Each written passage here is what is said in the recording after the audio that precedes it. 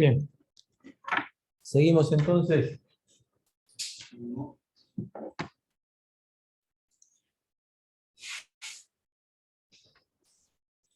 Decíamos que un vehículo transmite mucha información hoy en día, contiene mucha información, ya no datos sino información, y que son preprocesadas dentro del propio vehículo para decidir qué es lo que se transmite y qué no, y que, según la historia que estamos contando nosotros, todo ese paquete de datos permite detectar una falla, se transmite a una central que envía un mensaje al teléfono del conductor diciéndole que los frenos necesitan reparación y que estamos gestionando una reunión, una entrevista con la gente de mantenimiento. Entonces se acuerda en un determinado horario y de esa manera dijimos que se soluciona en parte los problemas de falta de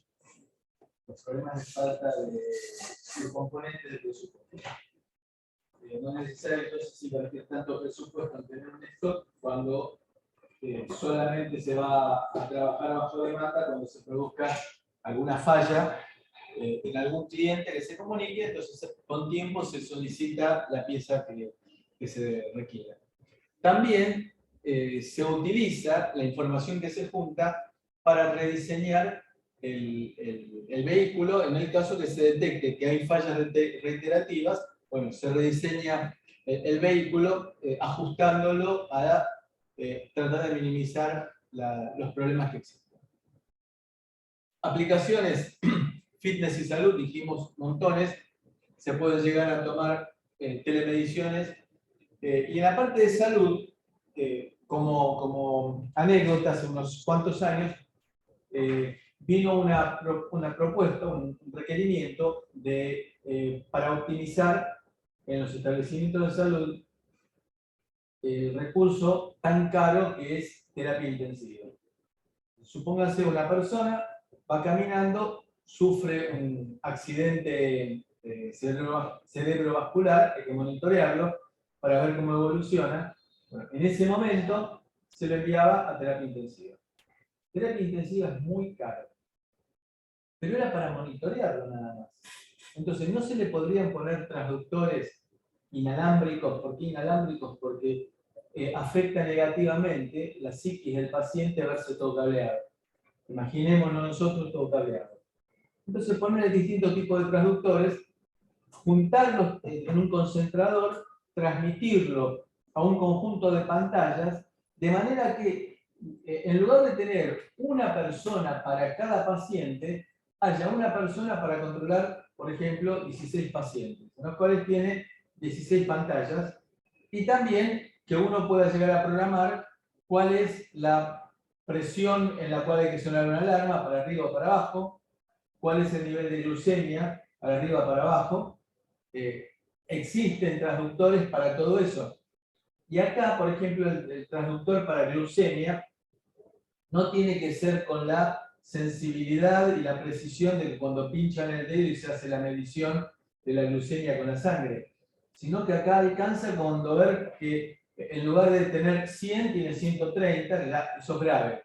Por más que haya un error con un transductor que no sea invasivo, por ejemplo poner en el lóbulo de la oreja, y que me da juntando un par de parámetros más o menos una idea de la glucemia, no necesito que me diga 117,25, sino que me diga 130, 150 o 50. Bien. Bueno, no se puede llevar adelante el proyecto porque en ese momento, lo que digo es en serio, había que tener en el laboratorio un farmacéutico full time. Es decir, pagarle a un farmacéutico con retención de título para que estuviera full time en el laboratorio para nada, porque no era ningún experimento invasivo ni que pusiera en riesgo la vida de los participantes. Bueno, digamos que fue un negocio de la Federación de Farmacéuticos. Ahora ya. Claro, farmacéutico no un médico. Un médico es un poco más lógico. ANMAT, director técnico. Claro.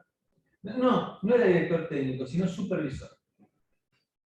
Es decir, que estaba el tipo jugando al Candy Crush, pero como era con retención de título, había que pagarle el sueldo, que ya eso directamente tiró abajo todo el proyecto.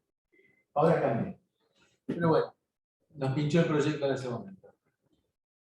Entonces, en la parte de fitness y salud hay un montón de aplicaciones con telemedición.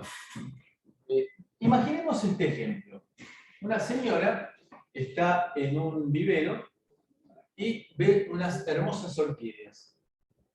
Entonces, sería bueno que las orquídeas le avisaran a la señora su procedencia, su costo, la forma en la cual fueron elaboradas y todo ese tipo de cosas. ¿Cuál es el mecanismo de lectura de esa información más popular que tenemos hoy en día? El teléfono. Entonces, la orquídea que le transmite información al teléfono. ¿Y qué tipo de información? Por ejemplo, calidad 5 estrellas.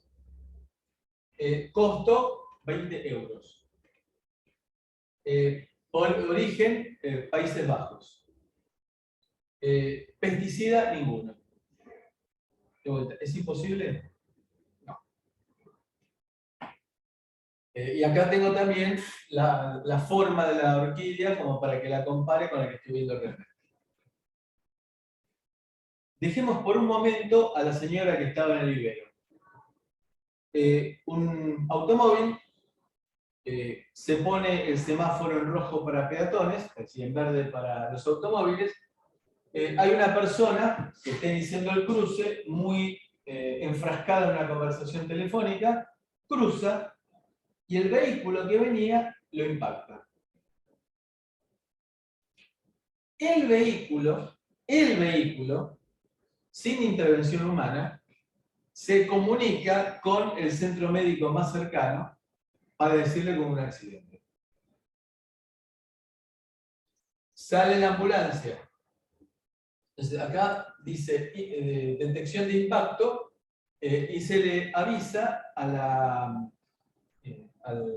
centro médico más cercano para que envíe una ambulancia. En esos casos, ¿cómo identificás que no fue, que tocaste el auto adelante estacionando, que no, Porque un que no auto, te apoyaste vos para sentarte en el cajón mientras hablabas con tu amigo? porque el vehículo está en movimiento, primero, pero un conjunto de variables. Aparte, golpear contra otro vehículo es rígido. La carne en general no lo es. Bueno, digamos, hay una serie de parámetros como para tener en cuenta para detectar que es el impacto contra una persona y no contra un poste. Sale la ambulancia. Obviamente que el auto que produjo el impacto tiene sus coordenadas GPS. Entonces le envía las coordenadas a la ambulancia y se determina, bueno, no es nada del otro mundo, cuál es el mejor camino. Pero existe la posibilidad de que el acompañante decida que hay un camino alternativo, porque va a haber alguna zona con corte o alguna zona, y decidir cuál es el camino alternativo. Entonces, este mapa lo estaba viendo proyectado en el parabrisas. Y de la misma manera que nosotros vamos cambiando las pantallas en el teléfono, le cambia la pantalla, una vez que eligió cuál es el mejor camino, le cambia la pantalla para que en forma translúcida, sin impedirle ver el camino, el conductor sepa cuál es el camino que tiene que seguir.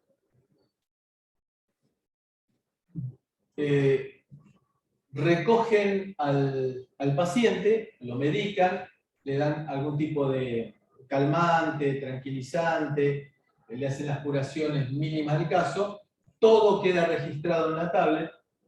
El medicamento le avisa a la tablet qué medicamento es, el médico le dice qué dosis de medicamento le dio. De manera que cuando llega al hospital, al mismo tiempo se va, fíjense que acá tenemos un dispositivo usable, un wearable, que le va tomando los datos y se los va transmitiendo a la tablet. De manera que cuando llega, acá tenemos el transductor en el dedo que está midiendo los parámetros vitales, de manera que cuando llega al hospital, se comunica la tablet con la entrada del hospital y ya directamente, sin participación del ser humano, se decide a dónde hay que mandarlo. Si a la sala de guardia, si a terapia intermedia o si al shock room, porque el tipo estaba con un golpe demasiado importante. Ganamos tiempo.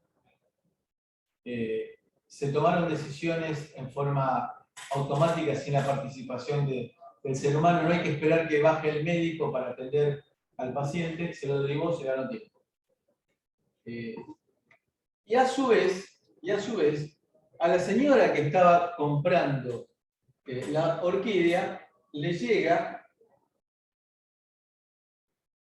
un mensaje diciendo que Lars, el marido, en una emergencia está en el hospital, dice que el estado es, dada la ubicación de todo, dice que no es de cuidado. Así que todo eso se pudo realizar en forma casi automática.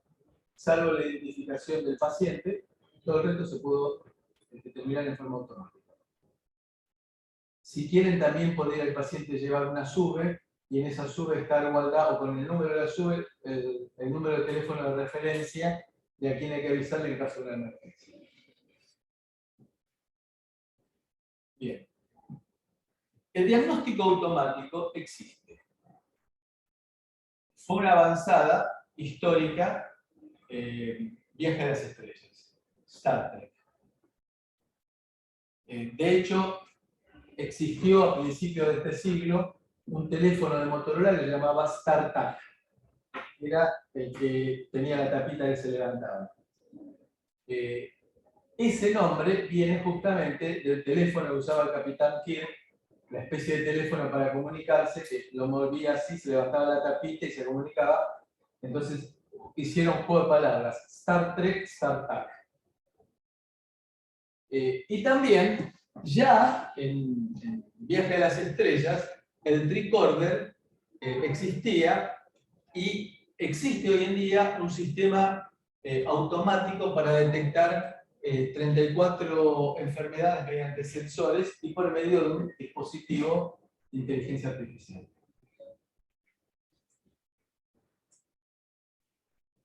Todo comenzó con un grupo que trabajaba en el MIT sobre identificación por radiofrecuencia en el 99, y acá decimos que en el año 2008 existieron más dispositivos que seres humanos en la Tierra. Más dispositivos conectados a Internet que seres humanos. Y que en el año 2020 se estimaba que íbamos a tener 6,58 dispositivos por cada ser humano.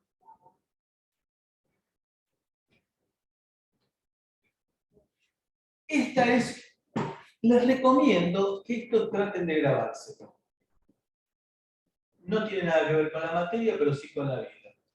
Dijimos que nosotros tenemos datos, dijimos que había 4.000 exabytes. Esos son datos. Información es cuando las procesamos. Cuando la ingresamos en nuestro conocimiento en forma automática, es lo que llamamos conocimiento. 3 etapas: datos crudos, información, cuando la preproceso, cuando la internalizo, me queda dentro. Yo no tengo que aprender a manejar el Excel, ya lo incorporé. Eso es conocimiento. Y por último, bueno, esa es la etapa en la cual solamente algunos elegidos llegan, la sabiduría. Que Dios se apiade de los afligidos. Entonces, este es el camino en el cual nosotros tenemos que avanzar. de datos, pasar a información, incorporar las cosas que realmente nos interesan, no esas cosas que aprendo para un examen y que pasado mañana ya me las olvidé porque lo aprendí para el examen, sino incorporarlo. Por ejemplo, el entorno de desarrollo del STQVIDE. Ya creo que ustedes lo manejan en forma semiautomática prácticamente. No hay que, a ver, pensar, cuando uno conduce un auto, a ver, ¿dónde está la primera? A ver, Acá lo tenés como parte tuya. exactamente. Pero la sabiduría es otro estadio. Bien. Traductores tenemos a patadas. Hay empresas, una de las cuales, por ejemplo, que a mí me encanta chusmear en el catálogo, se llama Honeywell, que andaba por ahí. Bueno, Honeywell tiene traductores para todo lo que ustedes imaginen. Honey como en miel. Honeywell. Sí. Vivimos a dispositivos en la no me acuerdo. En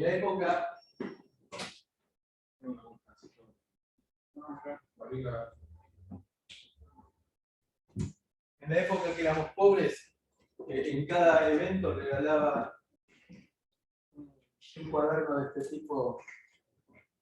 Éramos pobres en aquella época.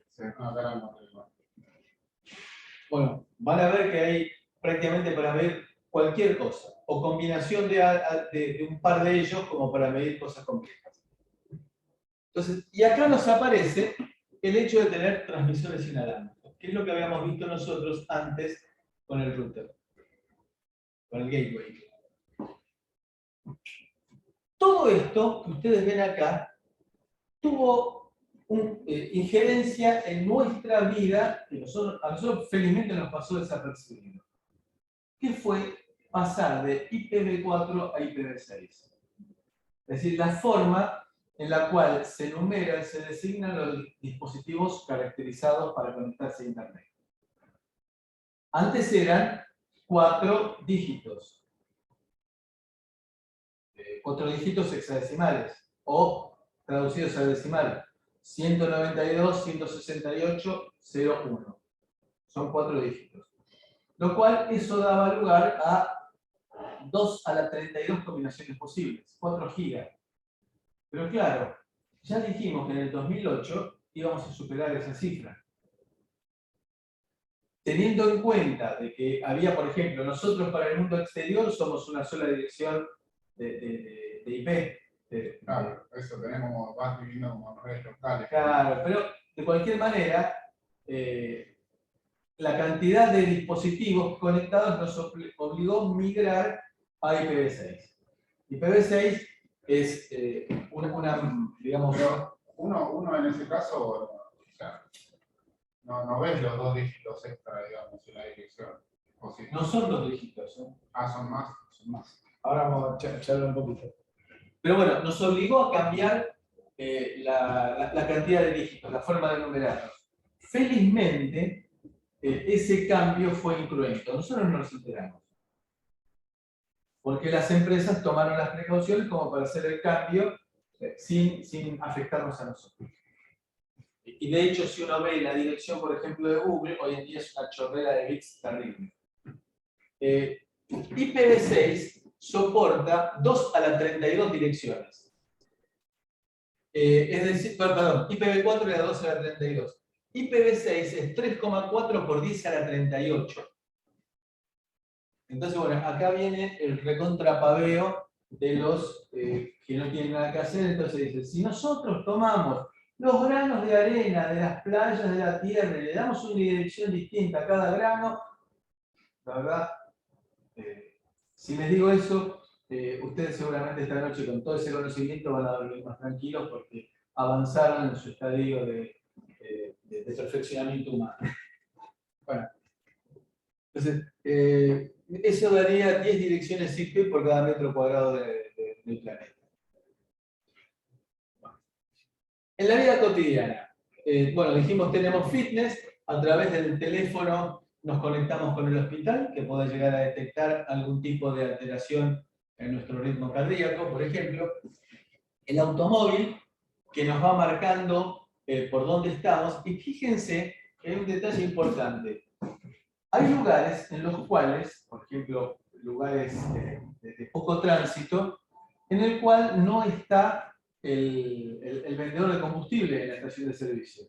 Entonces le aviso, voy a llegar a cargar combustible. Gano tiempo.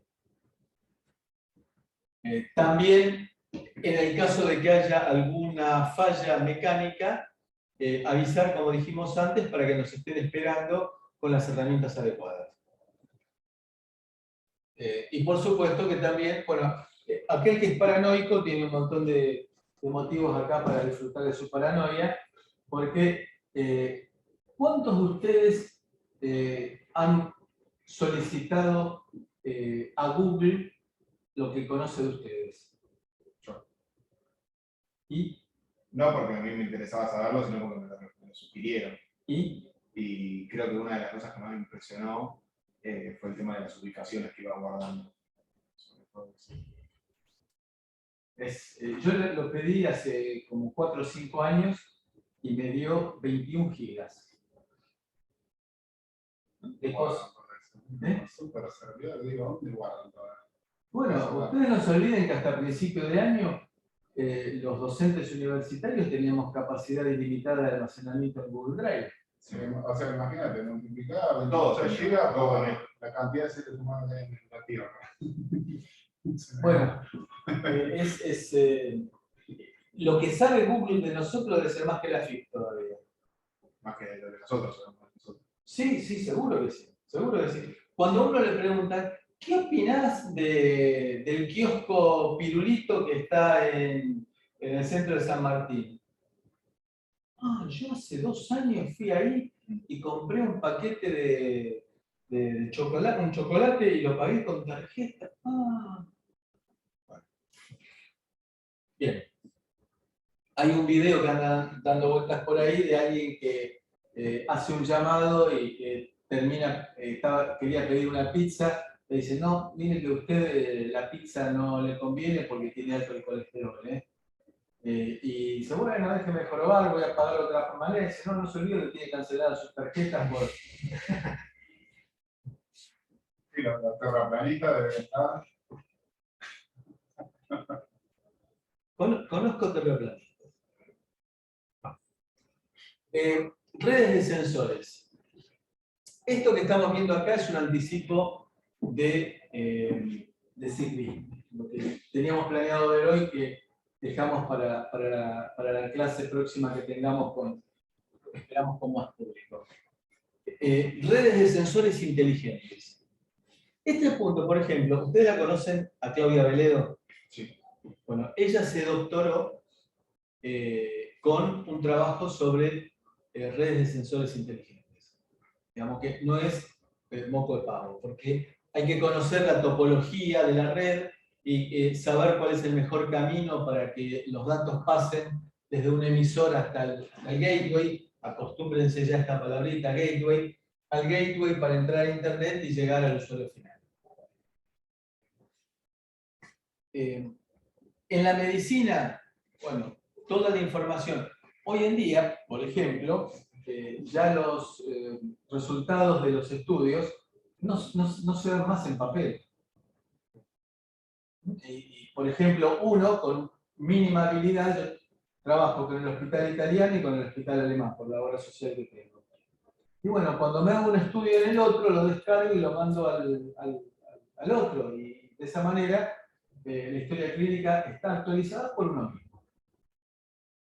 Algún día quizás llegue en la cual haya alguna historia clínica, pero la verdad que yo no confiaría demasiado. De que mis datos y mi medicación vaya a parar a una base general, no me gustaría. En la medicina, entonces, los centros comerciales, para hacerlo más confortable, hay algo que ya uno va viendo, por ejemplo, en la línea H del subte, en la cual la escalera está detenida o casi detenida hasta que uno se acerca. Y hay centros comerciales en que tienen escaleras bidireccionales, que depende de dónde se acerquen primero. De arriba o de abajo, entonces es ascendente o descendente. De esa manera, cuando sale toda la gente de los cines, Entonces conviene que sean descendentes para que vayan, o cuando en el horario de almuerzo conviene que sean todas ascendentes para ir hacia el patio. El estacionamiento en los centros comerciales, bueno, el DOT tiene un sistema bastante primitivo pero eficiente, el DOT que está aquí en Panamericana. Sí. Vamos a ver un caso de vuelta, no estamos, insisto en esto porque es importante, no estamos hablando de ciencia ficción. Imaginemos que tenemos una cámara que detecta congestión de tránsito, de manera que pueda mandar avisos. Y vamos a ver un ejemplo. Tenemos entonces una cámara en la cual esta cámara toma ideas de accidentes, sabe manejar las imágenes para detectar accidentes, y supongamos nosotros entonces de que esta cámara, la cámara que estamos utilizando, se comunica con una central que a su vez está en contacto con las escuelas, con el transporte público, con el aeropuerto, de manera que en caso de que haya un accidente, un cartel inteligente me va a avisar con anticipación: desvíate porque acá es un despelote, no conviene que sigas. Algo parecido que me imagino que lo hará Google con el GPS, digamos, porque si están todos amontonados en la calle, se da cuenta que hay congestión porque te avisa cuando va a haber una congestión. En ese sentido es más eficiente para mí Waze que Google. A pesar que yo uso muy frecuentemente Google, pero cuando es algo crítico, cuando tengo poco tiempo, uso Waze. Consume mucha más batería. Es para tener el conectado al USB del auto. Pero sí, justamente lo que hace es ubicar a los Wazers, a los viajantes que están usando Waze, y va midiendo la velocidad, entonces detecta de esa forma rápida el congestionamiento. Pero siempre es tener carteles inteligentes. Se habían empezado a implementar en la General Paz, pero ya no tiene vigencia. Carteles inteligentes que fueron avisando con anticipación para que uno se escape de la General Paz, porque cuando lo agarra uno entre dos salidas, queda totalmente preso. Entonces, otra alternativa: Internet de las cosas industriales, con objetivos distintos. Primero, ustedes han visto seguramente alguna película, algún video de un lugar en donde se produzcan automóviles, en el cual hay un montón de robots que están trabajando y que se mueven de manera programada porque ocupan el mismo espacio. Entonces, no puede darse el caso de que un robot actúe en forma no coordinada con el que tiene al lado, porque se chocan y es un desastre. Una instalación de este tipo robótica se hace con una vida útil importante, por ejemplo, 20 años. No estamos diciendo que vayan a fabricar el mismo vehículo durante 20 años, sino que la instalación para fabricar vehículos distintos, programables por supuesto, va a tener que tener una vida útil de 20 años. Y va a estar en un ambiente mucho más ruidoso eléctricamente y en general que el ambiente doméstico. Entonces, Internet de las cosas tiene unas cuantas diferencias. Por empezar, Internet de las cosas común, bajo costo, altos volúmenes, montón de equipos de aire acondicionado, de un solo tipo, pensado para interaccionar con seres humanos, en ambientes hogareños o comerciales, corta vida útil. Corta vida útil significa de que un producto se hace para 3 años, 4 años, y comparte datos con múltiples aplicaciones, con tablet, con teléfono, con computadora. Ahora, para Internet de las cosas, alta seguridad, porque ustedes imagínense que se hackea una planta de producción de automóviles. Bueno, el hackeo hoy en día es un mecanismo estratégico como para la guerra. Imagínense que se hackee, por ejemplo, la distribución de agua de una ciudad. Alta confiabilidad son dispositivos para gerenciamiento y control sin intervención humana. El ser humano no tiene que tomar decisiones, opera en ambientes adversos, vida útil prolongada. Lo que decíamos que se invierte 10 millones de dólares para una planta en la cual se va a utilizar 20 años para producir autos. Y agregan pocos datos al sistema empresarial, es decir, a lo sumo manejo de stock.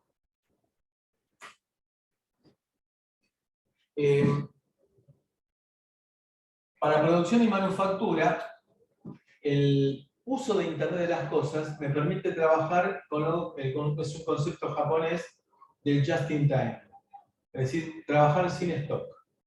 Los proveedores descargan directamente en la línea de producción. Con lo cual, al no tener stock, se bajan costos. Y aparte, no tengo que tener un galpón para almacenar piezas.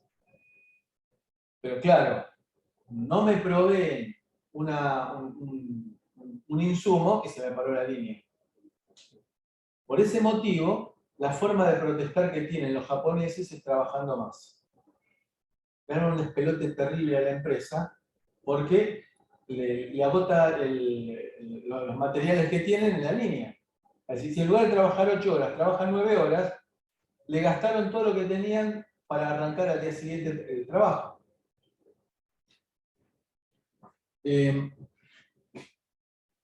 La automatización entonces nos permite operar en forma más eficiente. Fábricas sin luz. Claro, ¿para qué los robots necesitan la luz?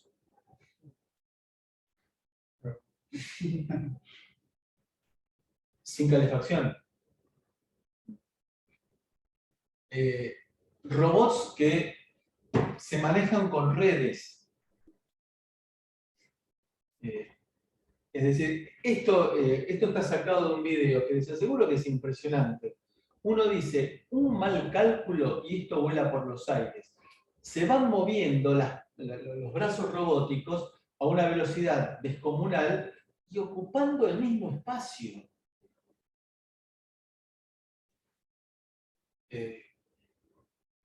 Aumenta la productividad, sin lugar a dudas, y esto es un tema, desde el punto de vista ético, complejo. ¿Cuál es el futuro del ser humano con todo esto que estamos presentando nosotros acá? Operar, reparar o algo parecido con programarlos. Programarlos. No hacer el trabajo manual, sí. Desarrollo. Y si lo pensamos fríamente, ¿está mal? No, en realidad mejorar la calidad de vida, pero tenés que estar más calificado para Sí, eso. Exacto, ese es el punto. Hay un periodista que está radicado un argentino está radicado en Estados Unidos, se llama Andrés Oppenheimer, que sacó un libro justamente hablando de la necesidad que tenemos los seres humanos, que estamos viendo en esta época, de reentrenarnos. La pandemia fue una prueba de fuego. La gente que tenía que sobrevivir. Hubo muchos que la pasaron muy mal. Hay muchos que no supieron readaptarse. Por ejemplo, mi yerno tiene una empresa que arma stands para eventos. Empezó pasándola muy mal. Por suerte, tenía espaldas, ¿no? Pero se reinventó. ¿Saben qué hizo? Con todo el grupo de gente que tenía para armar stands, se dedicaron a hacer lo que llamó marido a domicilio. Es decir, con todo el grupo que tenía, iban a una casa que se le había pinchado un caño, le arreglaban el caño, le arreglaban la instalación eléctrica y, bueno. Eso, a este tipo de gente, la reconversión no le... Hay una frase que está buena que dice que en una crisis está el que llora y el que vende pañuelos. También hay una frase que dice, todas las crisis son posibilidades de progreso. No, no necesariamente. No necesariamente. Pero bueno, el futuro es aquel que no está calificado, la va a pasar muy mal. Hoy en día ya hay un montón de cosas que hacían seres humanos y que hoy en día se hacen de forma automática.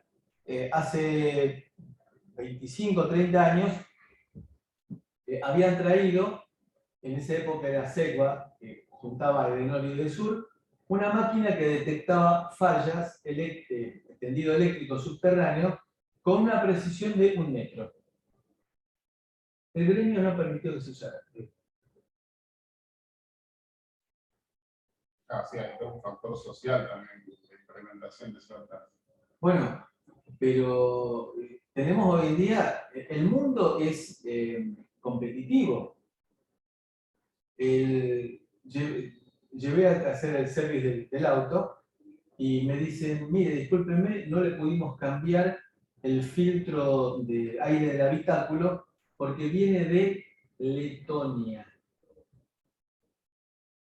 Solamente de Letonia. Mi auto es colombiano, fue fabricado en Colombia, no fue fabricado en Letonia. Con lo cual, caramba, eso nos indica a nosotros, el filtro es una cosita así chiquitita, y que está, lo que pasa es que tiene las dimensiones justas para meterlo en un huequito que hay en el habitáculo. Si no nos adecuamos, ¿qué hacemos?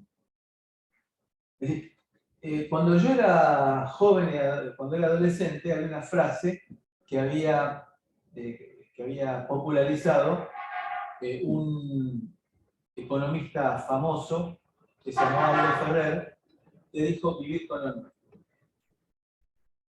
¿Hoy en día es posible eso? No. No tendríamos telefonía celular. No tendríamos computadoras. Entonces, ¿podemos ser ineficientes en el siglo XXI? Es un tema complicado. Digamos, no es para discutir en este ambiente. Si quieren, el próximo café lo charlamos un rato. Pero bueno, lo que nosotros tenemos que pretender al menos es encontrar el método en el cual tengamos productividad y que seamos competitivos. Si no, nos vamos a caer del mundo.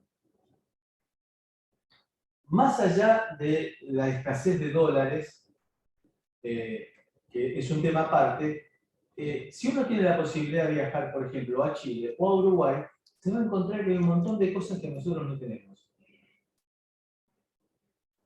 Por ejemplo, digo una cosa pava, Splenda. Splenda es un endulzante. Tuvimos un tiempito acá, después lo dejaron de distribuir. Sí. Por eso digo, en épocas en las cuales, digamos que dejamos ingresar algunas cosas, de vuelta, podemos vivir sin Splenda, sin lugar a dudas. Pero, ¿por qué no? La productividad es fundamental como para lograr insertarnos en el mundo. Es mi punto de vista. Tenemos un ejemplo bien claro. Mercado Libre. Sí, hay otra gigante también de acá que es Arcor. Sí, sí. Arcor está en... Bueno, Arcor es multinacional. Es decir, nosotros estamos hablando de Arcor, La cordobesa. sí, la de la familia Pagani. Bueno, de la misma manera que nosotros nos enloquecemos con los garotos, los brasileños se enloquecen con el bonobón. Y hay productos de Arcor en Europa, uno los encuentra, en los kioscos. Bueno, digamos, yo digo Mercado Libre porque es una empresa que supo crecer y que su principal fuente de ingresos en este momento es Brasil. En segundo lugar México, en tercer lugar Argentina. Productividad. Y la verdad que hay que reconocer que tiene todo resuelto. Y Mercado Pago es maravilloso. Quien vaya al comedor sabe que puede pagar con Mercado, al comedor Alianza, puede pagar con Mercado Pago. Servicios. Y acá nos vamos a detener un poquito. un avión. Un avión tiene un montonazo de traductores. No es chiste que se caiga un avión, que falle un avión. Entonces, ¿qué es lo que tiene? Un montón de traductores. ¿Y qué hago con todos esos datos? Hay que procesarlo. Hay que procesarlos. Bien, un avión, por ejemplo, General Electric Aviation, tiene hace décadas que está trabajando en el tema y que junta datos en los vuelos.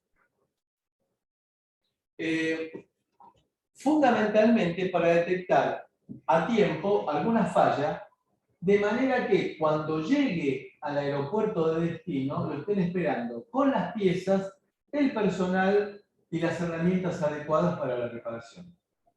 ¿Y es importante eso? Obviamente, porque el avión va a estar parado el menor tiempo posible. Sí, por supuesto. De eso dejémoslo de lado. Pero estamos hablando acá, por supuesto, detectar una falla, avisarla con tiempo. Bueno, toda la aviación en ese sentido es muy eficiente. Pero el hecho de que lo estén esperando para reparar apenas llega sin tener que hacerle el testing, significa que va a estar mucho menos tiempo inactivo el avión. Y eso es lucro cesante. Fíjense que un Boeing 737, en vuelo de Nueva York a Los Ángeles, es decir, cruzando Estados Unidos de norte a sur y de este a oeste, junta 120 terabytes.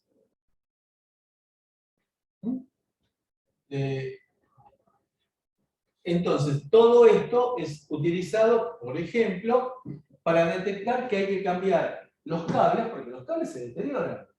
Los cables son una cosa terrible dentro de un avión. ¿Y qué pasa si un cable se corta? Puede ser complicado. Entonces, todo se está monitoreando permanentemente y las cosas que son de emergencia se transmiten por vía satelital al lugar de destino. Ejemplo 2. Autos. El tema de colisiones es grave. Los autos están diseñados para que cuando hay una colisión, que se deformen plásticamente como para tratar de proteger a los pasajeros. Pero a veces esa deformación impide que se pueda rescatar a los pasajeros.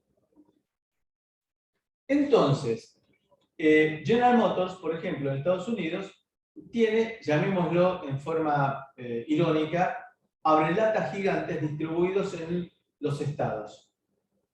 De manera que cuando se detecta una colisión de deformación, automáticamente se genera un mensaje para que venga el abrelatas más próximo que se tenga. Y también, por supuesto, el sistema de, en zonas frías, de poder encender el auto con anticipación para que esté calefaccionado.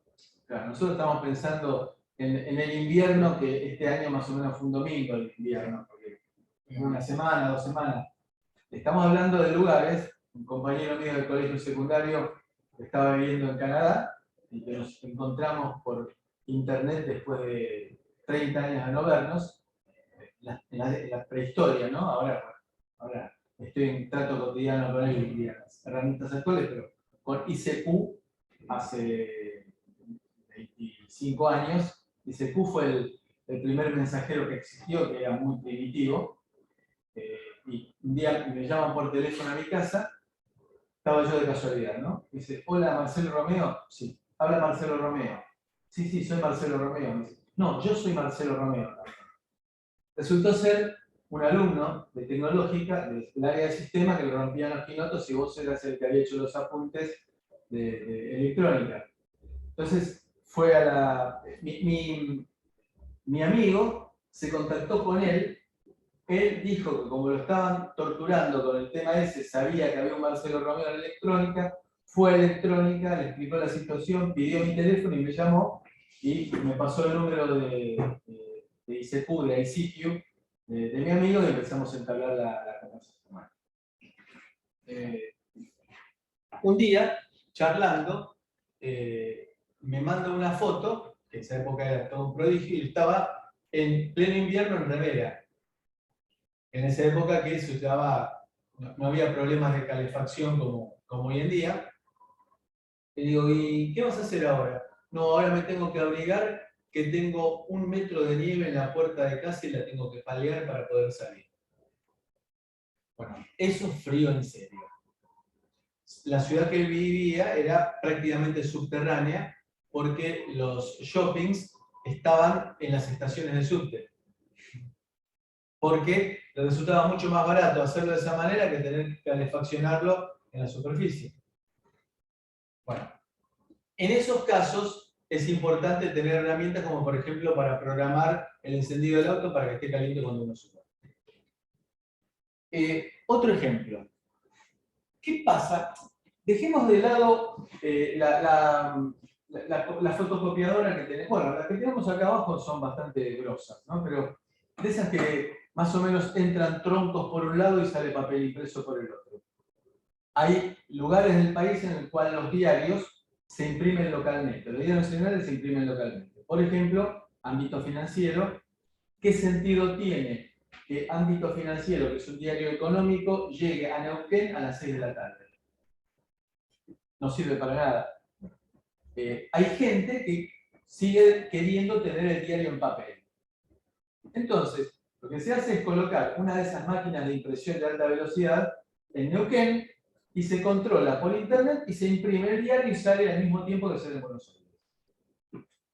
Entonces, son impresoras, digamos, no son fotocopiadoras, sino son impresoras de alta velocidad y alta performance. Que, de vuelta, si están paradas, es un lucro cesante importante, porque se arma una estructura en base al funcionamiento de todo el conjunto. Entonces, Cónica Minolta tiene un sistema de adquisición de datos del PUR cuando está funcionando. De manera que se puede hacer mantenimiento preventivo. Entonces se le avisa a la empresa, miren, mañana a las 3 de la mañana van a ir a cambiar el cilindro al equipo 4F porque está a punto de reventar. No se molestó el uso normal del equipamiento solamente por haber hecho mantenimiento preventivo, adquirir datos y transmitirlos. Ejemplo 4, Tyson, que es una empresa que tiene en la Argentina, tiene muchas escaleras mecánicas de subte y en shoppings, también hace controles de ascensores.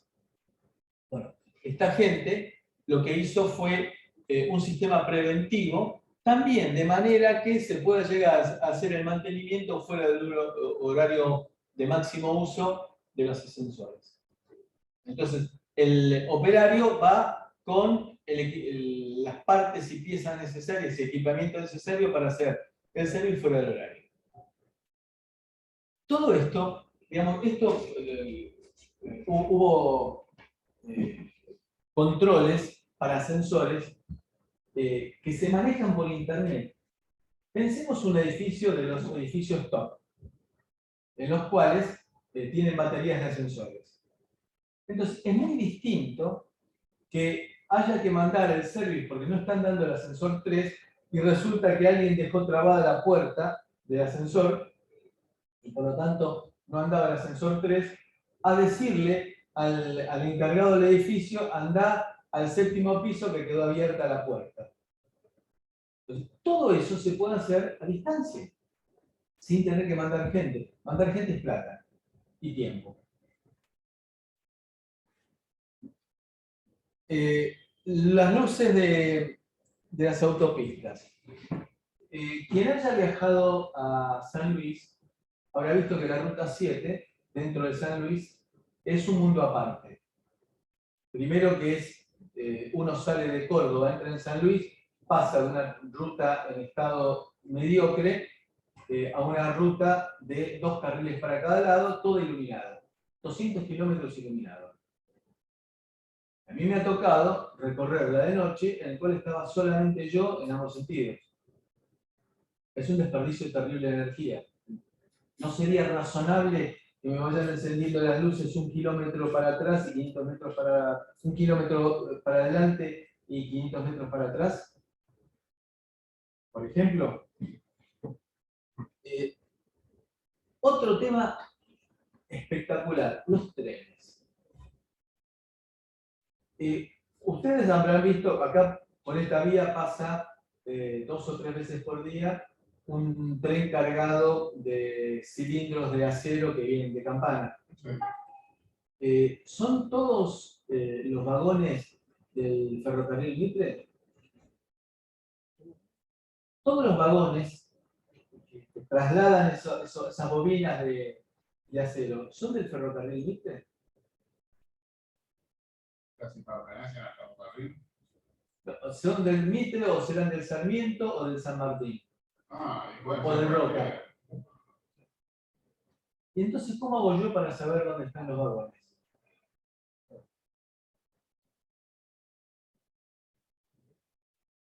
De acuerdo con la formación argentina de trenes, hay conexión entre ramales. Bueno, en el caso del Belgrano Norte, el San Martín y el Mitre se da en Retiro.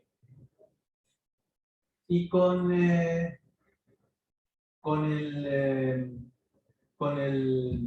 Sarmiento,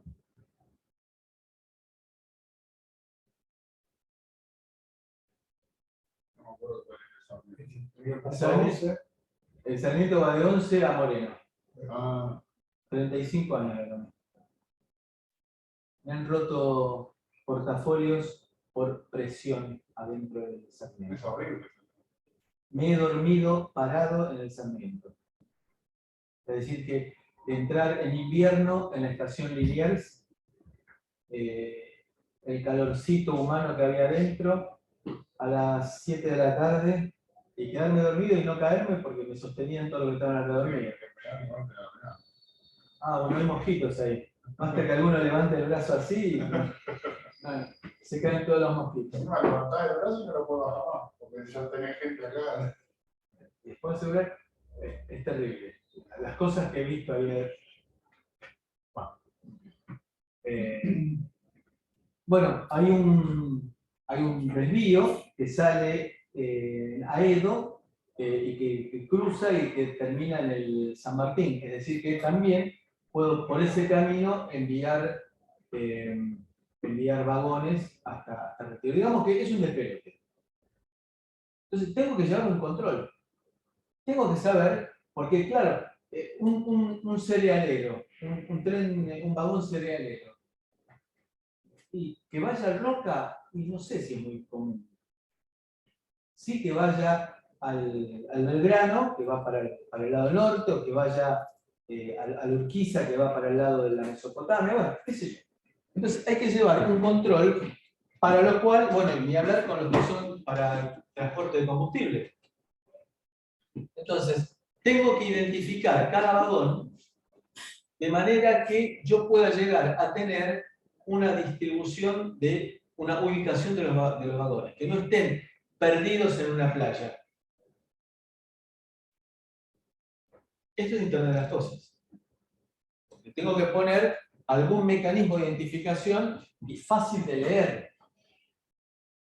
No nos olvidemos que los vagones de tren no salen limpitos como sale un micro de la estación Retiro. Pero hoy en día, que digamos que, creo yo, la mayoría de los trenes pertenecen al Estado, ¿no? Y Es básicamente la misma empresa. Y en ese caso, ¿por qué querría? ¿por qué quiero saber dónde está un vagón? Porque necesito un vagón cerealero y lo tengo. ¿Dónde están los vagones cerealeros? Tengo que llevar un stock de los vagones. Bueno. Y ahora vamos a ver. Eso se hace hoy en día, digamos, se controla. Sí. ¿Con cualquier vagón? No sé si se hace en la Argentina. Porque yo lo veo en un estado medio. No, hay trenes nuevos que pueden tener esa tecnología. Pero los vagones no, de carga ya tienen 1000 años. Ese es el punto. No, algunos no, Algunos no. Pero los vagones, los trenes nuevos, los que pasa acá para el transporte de personal, son formaciones enteras, no se pueden desarmar. Entonces, si uno se fija, tiene un cartelito que dice M19, por ejemplo. Es la formación 19. No se desarman. Antes sí. Pero con el tema de los vagones, y ahí no tengo problema, porque es un tren que tiene 6 vagones en el caso este, 9 vagones en el caso de Sarmiento. Punto. En el caso de los vagones de carga, son vagones que dependen. Hay algunos que tienen todavía la puerta para cargar, que se los precinta, y ahí adentro llevan cajas. Hay otros que llevan cereales, hay otros que llevan piedras. Hay otros como el que pasa por acá que traslada las bobinas de acero. Entonces necesito saber dónde está ese vagón que necesito. Este es un caso terrorífico. La fila de supermercado, no. Ustedes saben que las monteras de supermercado se cobran. Entonces, si acá tengo Coca-Cola, Coca-Cola paga para estar en la punta. ¿Por qué? Porque es el lugar más visible. Y también se establecen lo que se llaman los corredores rojos, que son los corredores más transitados. Y ahí se paga. Por ejemplo, en todos los supermercados que ustedes conozcan, piensen, ¿dónde está la leche? ¿Al lado de la caja? ¿A dónde? Al fondo. ¿Para qué? Para que tenga que recorrer. Para que tenga el recorrido y llegar. Las golosinas. Eso está bien.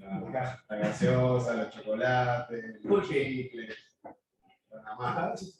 ¡Papá, comprame! Cuando uno está haciendo la cola para pagar, es la tentación. Digamos que está muy manejado. Mi señora trabaja con hipermercados y es terrible, ¿eh? Ni hablar de la parte comercial, ¿no? Cuando pagan y eso no. Pero digamos, ¿cómo nos manipulan? Y no nos damos cuenta. Si uno mira en los hipermercados, sobre todo nuevos, ve en el techo lo que parece un Wi-Fi. Pero uno mira y no detecta ninguna red. ¿Qué es eso entonces? Un gateway. Sí, Una pero red interna de ellos. no. Están leyendo los usuarios de Wi-Fi y de Bluetooth. De manera que nos van siguiendo cuál es el camino que hacemos, para de esa manera saber cuál es el camino más popular, más recorrido, y que de esa manera después ellos lo puedan comercializar. Más todavía, ¿por qué ponen habitualmente la cerveza al lado de los pañales? Viejo, anda a comprar pañales para el nene. Uy, me voy a gratificar. Me llevo un par de cervezas. Y hubo en algún hipermercado que está aquí cerquita, tenían unos displays con sonido. Hace tiempo que no voy, no sé si siguen. Entonces, uno se iba moviendo. ¿El precio? Sí. Pero también le decía, sacaba un mensajito que decía, oferta de... ¿Cómo saben que yo quería comprar queso? Porque estuve paveando un rato mirando quesos. Es decir, que realmente es un paraíso de informática y de Internet de las Cosas, un hipermercado. ¿Bien? ¿Paranoicos? ¿Leyeron Un Mundo Feliz? Sí, yo sí. Gran Hermano. Está buena. Digamos que ahí es el mundo feliz, es que estamos divididos por castas y todo el mundo está en su círculo de confort. Y tenemos el Gran Hermano, que es el ente que nos está supervisando. Ahí viene el nombre del reality Gran Hermano, que eran las cámaras que estaban supervisando los canales. Bueno, podemos optimizar entonces también el consumo de energía. Por ejemplo, ¿a ustedes les parece que la energía que nosotros generamos alcanza? No estoy hablando de Argentina, de Buenos Aires en particular, sino que en general, para satisfacer simultáneamente los requerimientos del microcentro y de los hogares que están en la periferia. No se justificaría hacerlo. De la misma manera que el sistema de telefonía no está pensado para que todo el mundo hable simultáneamente. Claro. Porque económicamente no cierra, sino que hay unas estadísticas que dicen que el 10% de la gente se comunica con el 10% de la gente. Entonces se diseña para eso, 15%, no para 100% contra el 100%. De la misma manera, la energía se distribuye a la mañana y a la tarde hacia los centros comerciales, el centro de la ciudad de Buenos Aires y poco en la periferia. Y a medida que va pasando la tarde, empiezan a redirigirse la energía, por eso las centrales de distribución se reacomodan de acuerdo con el consumo y empiezan para que el pico de consumo sea tipo 9 de la noche y que están los hornos eléctricos, los televisores, las estufas prendidas. Bueno, eso hace entonces que podamos, con la tecnología que hoy en día ya tenemos, hacer un uso más racional de la energía. En Europa, las medidas que vienen son, para el próximo invierno, para ellos son terribles. Nosotros seguimos malgastando energía. La parte de conectividad, fíjense la cantidad de empresas que están trabajando. Hay algunas que nos van a sorprender. Por ejemplo, Volkswagen. Bueno, no. Volkswagen está por lo que habíamos visto antes de mandar información del estado del auto. Bueno, las empresas Nissan, Audi, Chrysler. Pero nos aparecen algunas que nos pueden sorprender. Coca-Cola.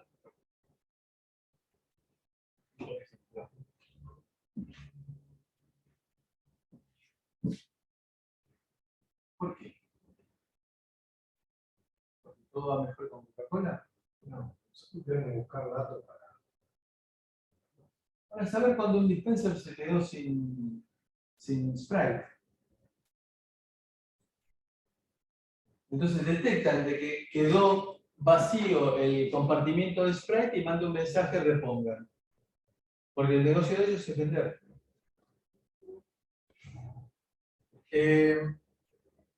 Bueno, TomTom para la parte de GPS. Casper me suena de haber escuchado para comunicación inalámbrica, así como si fuera una red de telefonía, ¿puede ser? ¿Cuál? La de Jasper. Sí, creo que es. Me suena por ahí. No me acuerdo. No me acuerdo. No, le digo cualquier otra cosa. ¿Cuál? No. la de tractores. John Deere. Sí. Ah, Bueno, sí, Bueno. Toyota, Sony, Schneider, que es la parte de control industrial, Hertz, para los autos de alquiler. Bueno, fíjense todas las empresas que están trabajando con el tema de Internet de las Cosas. Necesitamos seguridad, tenemos que tener garantías de que no nos van a interferir. El tema del hackeo hoy es estratégico. Las comunicaciones tienen que estar adecuadamente cifradas y encriptadas como para garantizar de que no haya intercepción de información sensible. Ahí nos aparece el viejo router que era fácilmente hackeable porque no fue pensado para ser inhackeable.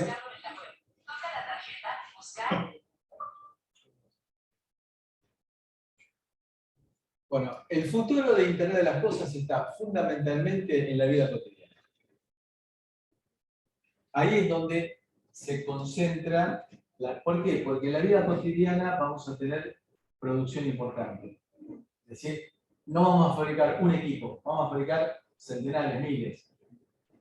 Y ahí les digo que ahí está el negocio.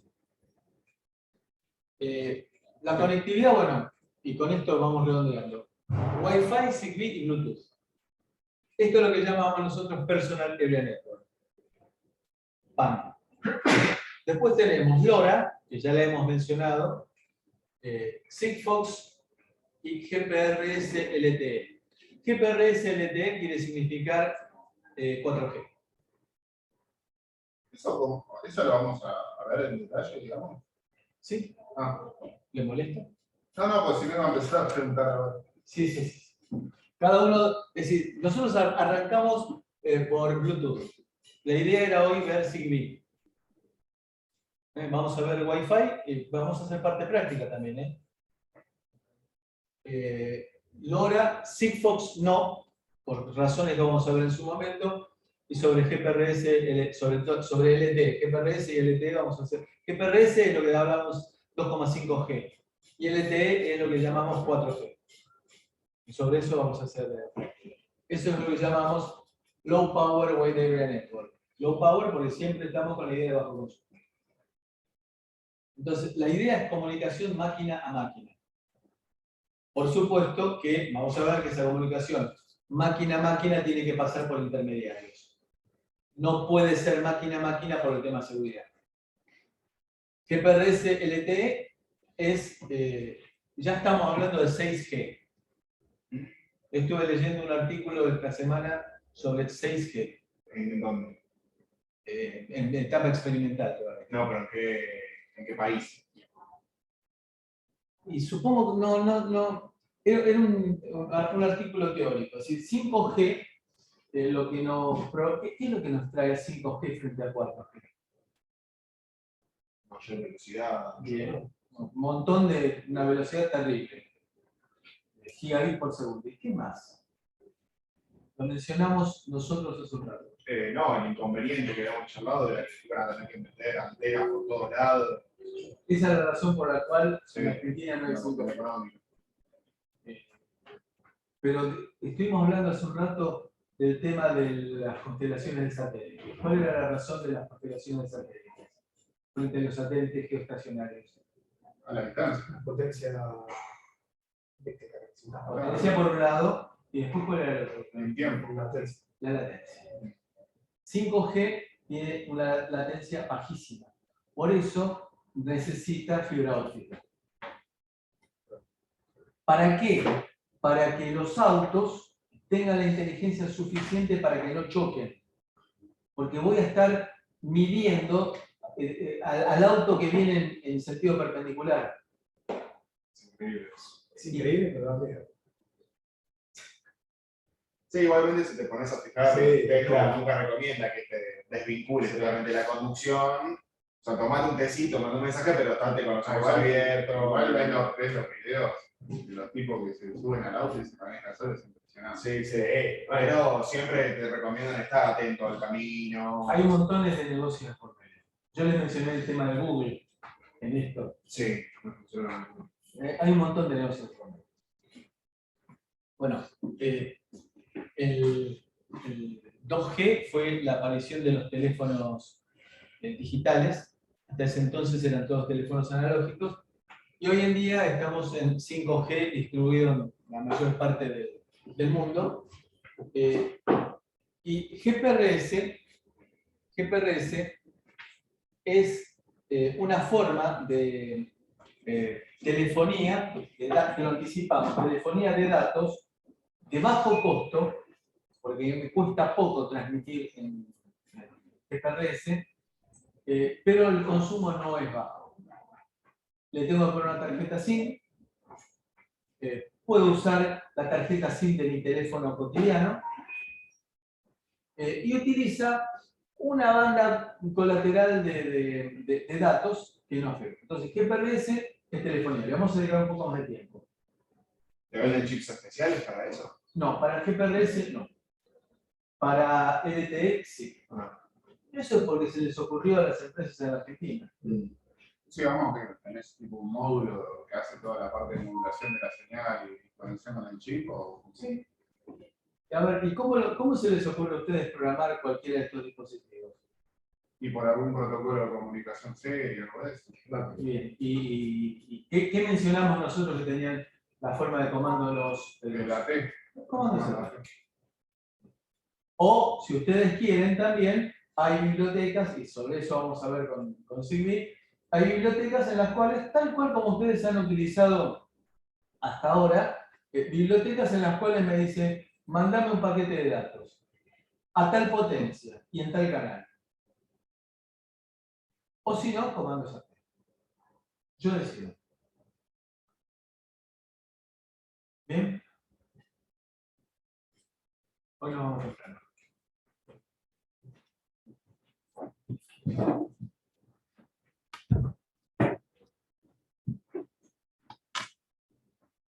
Compensamos para que no se quejen los de que hicieron en la universidad. Siempre estaban en el timbre, ¿viste? Se apaga la luz.